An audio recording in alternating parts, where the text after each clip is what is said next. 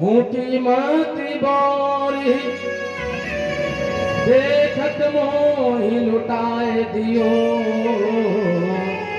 न बची बचिया छछिया न पिछोड़ी।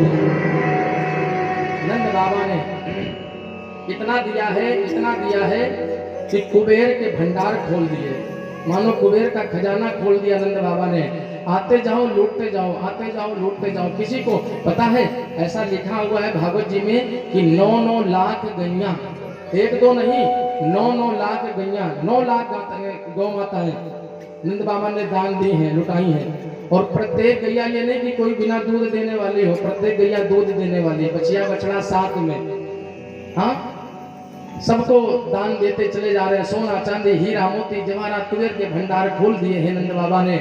और उधर सोहर हो रहा है और इधर दान भी लुट रहा है। इधर गोपिकाएं सज धज करके आ रही हैं। उस ब्रज मंडल में गोकुल में जो 5 वर्ष की कोई कन्या थी, वो भी भगवान श्री कृष्ण के सामने अपने आप को गोपी मानती है।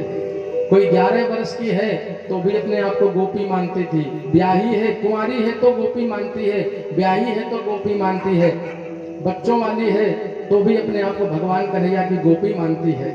देखो, हम अपने घर में अपने पति की अर्धांगिनी है, लेकिन कन्हैया के प्रति अपना भाव अलग रखा करो। ये कन्हैया हमारे मित्र हैं, हमारे सखा हैं, हमारे भाई हैं, हमारे यार दोस्त हैं, हाँ हमारे प्रीतम है। जो जगत का प्रीतम है वो हमारा प्रीतम है। आप जो भाव रख लोगी उसी भाव से भगवान को पुकारा करो। तो कोई बूढ़ी है तो वो भी कन्हैया को अपना प्रीतम मानती है, उनकी गोपी बन करके रहती है, गोपी बनी हुई है। और सारी गोपिकाएं सज धज करके जा रही हैं। एक 95 वर्ष की बूढ़ी मैया, कितने वर्ष की? पूरी 95 वर्ष की। अब जो 95 वर्ष की कोई बूढ़ी मैया है जाए तो बाकी तो थोड़ा बुढ़ापा आ जाए, 95 वर्ष बहुत होता है, 100 में 5 कम। तो 95 वर्ष की बूढ़ी मैया जो थी ना, उनको थोड़ा आंखन से दिखे कम और कानन से सुनाई कम पड़े, मुंह में दांत वांत ज्यादा थे ना, और लेकिन फिर भी भगवान की गोपी, मैं भगवान की गोपी हूँ।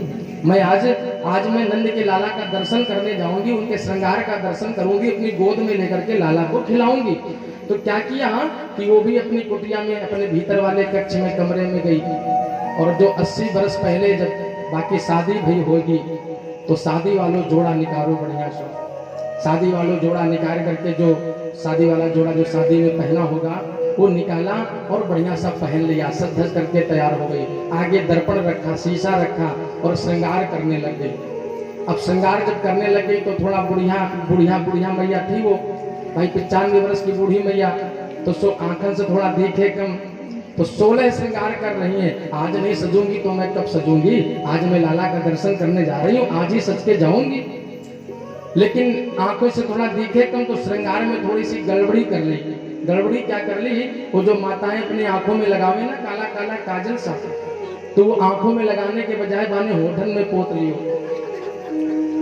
आंखन में लगाने वाला काजल होठन में, और जो होठों में मैया लोग लगावे वो अपनी आंखों में लगा लिया रगड़ के बढ़िया अच्छे से।